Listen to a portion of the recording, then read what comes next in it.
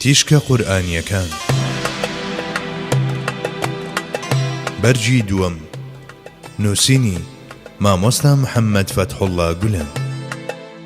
يا ليتني مت قبل هذا وكنت نسيا منسيا. بەدەم ئاهووناڵەوە دەیوت بریا پێش ئەم حاڵەتە بمردمایە و فەرامۆش بکرامایە.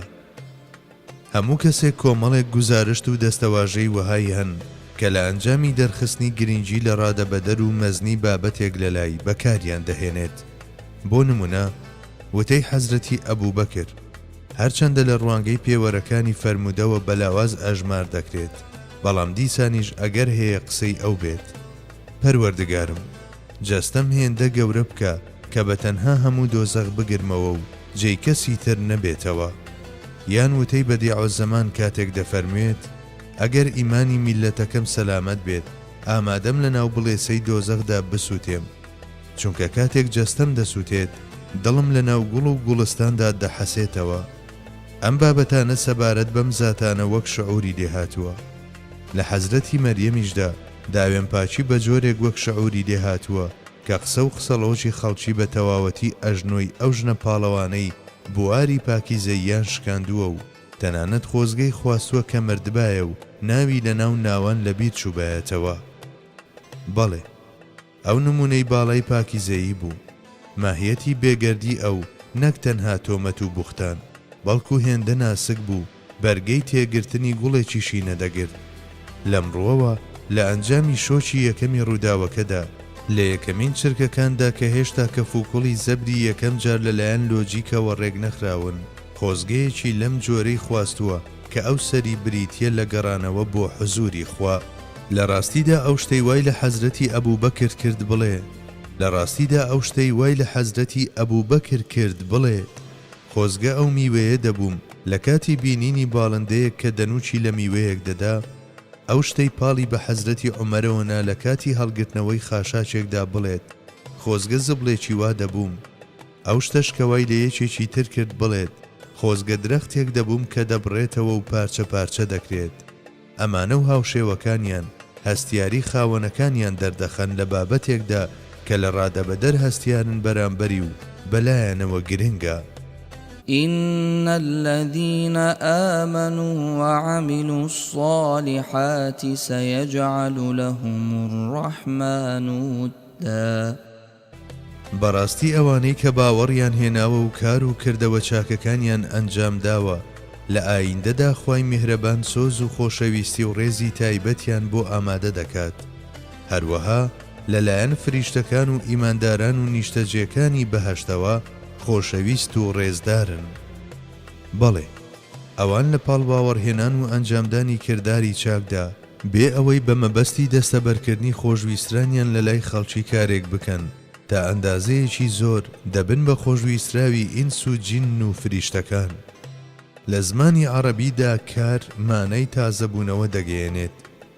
ئامەنوش کارە، کەواتە مەبەست لە ئەوانەی ئیمانیان هێناوە ئەو کەسانەیە کە دوای ئیمانهێنانی یەکەم جار تووشی ڕاوەستان و خاوبوونەوە نەبوون و بە بەردەوامی خۆیان نوێ کردوێتەوە و هەموو ڕۆژێک بە دۆزینەوەی نوێ و بیری تازە و چربوونەوەی گەرم و گوڕ هەمیشە ئاسۆی خۆیان بەرەو پێشتر بردووە. بەمەشەوە نەوەستاون، بەڵکو ئاەتەکە دەفەرموێت وعاملوا، واتە کردداری چاک دەکەن و بە گوێرەی داخوازیەکانی ئیمانەکەیان دەژین. لە هەستان و دانیشتنیاندا تەمەنیان بە ساڵحات بەسەر دەبەن.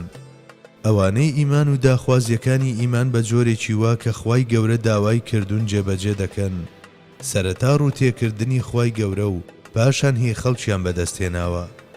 سيجعل لهم الرحمن ودا. ئەم فەرموودە پیرۆزە بابەتەکە زیاتر ڕوون دەکاتەوە.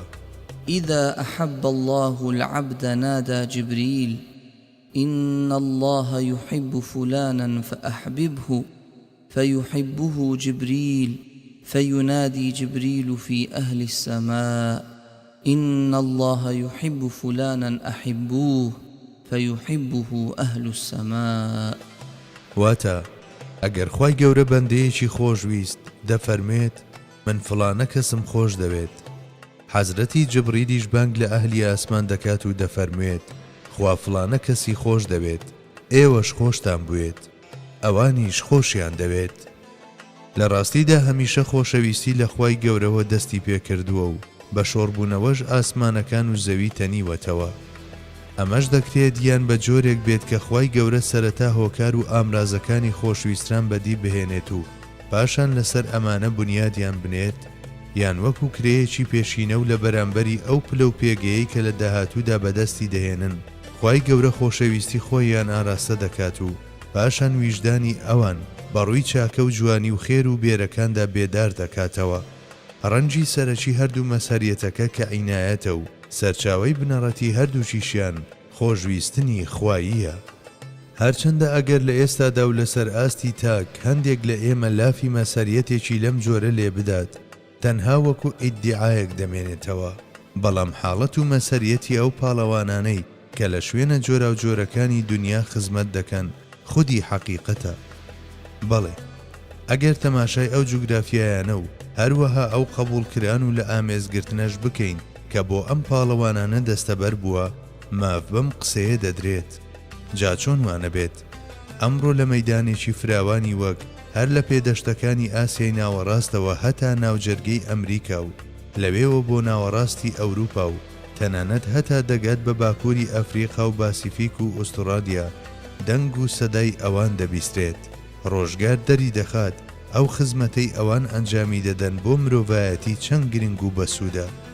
کاتێک تەنها لە ڕووی ئەو جوگرافیایەوە تەماشایان دەکەن کە تێیدا بڵاو بوونەتەوە بە خۆیان دەڵێن ئەگەر خوای گەورە سەبارەت بەوان خۆشویستن و قبولکردنی نەخستایەتە دڵی خەڵکی ئەو شوێنانەوە، ئەمە چۆن مەیسەر دەبوو؟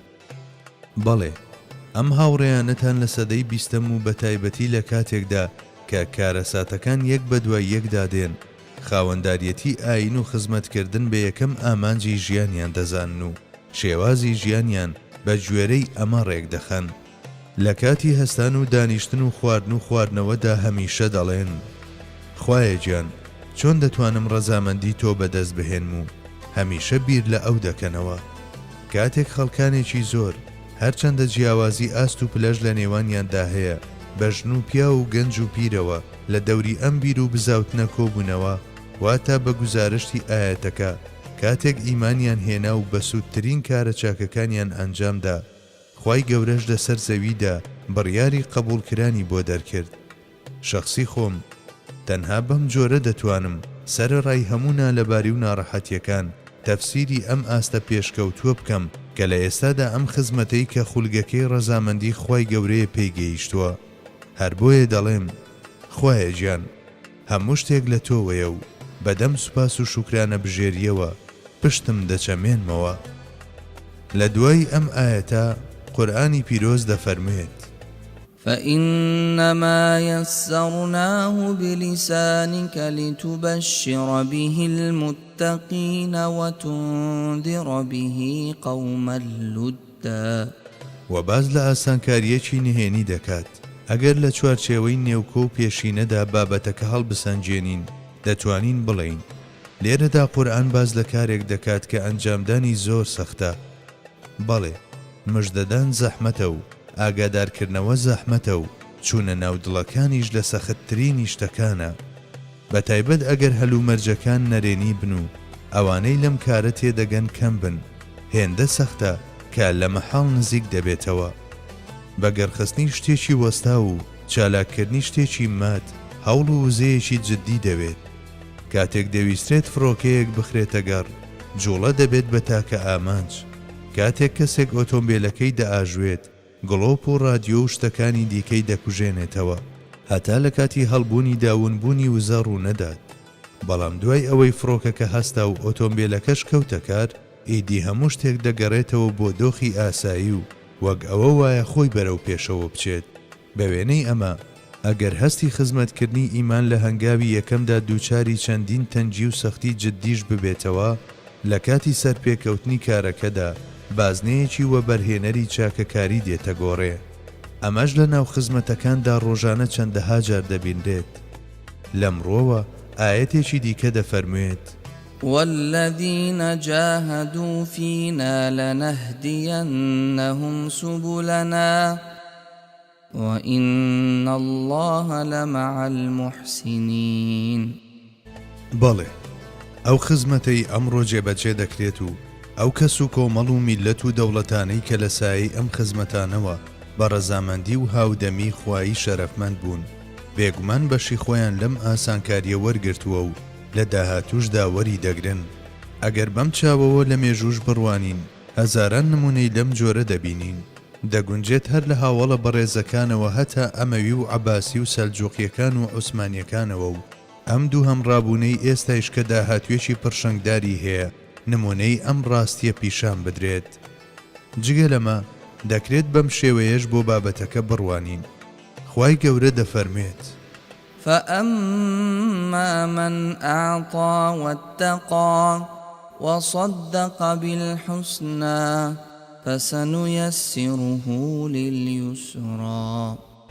کەواتە هەر یەک لە بەخشین و مانەوە لە بازنەی تەقوادا و خاوەنداریەتی فیترەتی ساغ و تەزدیقکردنی شتانی جوان و شوێنکەوتنیان مرۆڤ بە دەرەنجامی ئاسانکاری دەگەیەنێت. ئەمە شەمان ئەو شتانن کە هاوڕێیانی ئێوە دەیکەن، هەوڵدان بە شەو و ڕۆژ و بەجێهێشتنی نیشتیمان و کۆچکردن بەرەو ئاسیای ناوەڕاست و جێگاکانی دیکەی سەرزەوی و ژیان لە ناو ناڕەحەتیە مادیەکان و دەستشتن لە فەیزە مەعنەویەکان. ئەگەر دەرحەق بەمانە بوترێت کە بە وت سەرفراز کراون ئەم بڕیارە نابێت بە زیادەڕەوی لە قەڵەم بدرێت. بەڵێ سەبرگرتن لەسەر ئەو شتانەی ئەوان بەرگەیان گرتووە و ئەنجامدانی هەموو کارێک بەبێ کەم و کورتی شتانێکی هێندە ئاسان نین.